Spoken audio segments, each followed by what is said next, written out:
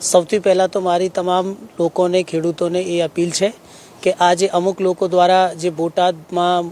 જે કિસાન મહાપંચાયતનું એલાન કરવામાં આવ્યું છે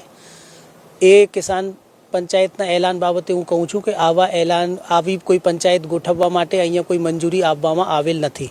અને મંજૂરી આપવામાં આવેલ નથી અને આપવામાં આવશે પણ નહીં, કેમ કે આ કાયદા વ્યવસ્થાની સ્થિતિએ જોઈને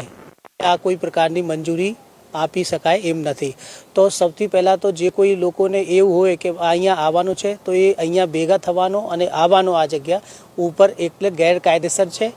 તો એટલે આવું કોઈ પ્રવૃત્તિમાં સંકળાશે તો એમને ઉપર આપણે કાયદેસરની કાર્યવાહી કરવામાં આવશે, જેથી બધાને એવું છે કે અહીંયા કોઈ આવવાથી બચે અને ખોટું કાયદાના ઘર્ષણમાં આવે નહીં।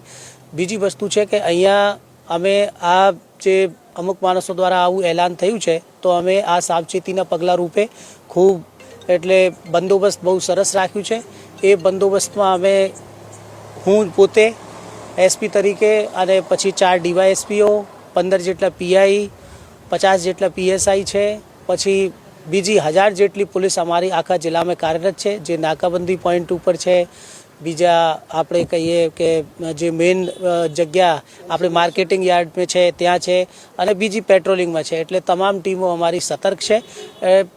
અગેન હું બધાને ફરીથી કહેવા માગું છું કે આ જે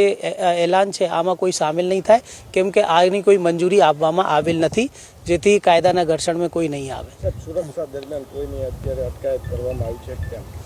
અત્યાર સુધીમાં તો કોઈ એવું મળ્યું નથી કે જેમને આવી કોશિશ કરી હોય આવવાની, પણ કોઈ એટલે આગળ કોઈ કોશિશ કરશે તો એમને આપણે કાયદેસરની કાર્યવાહી કરવામાં આવશે।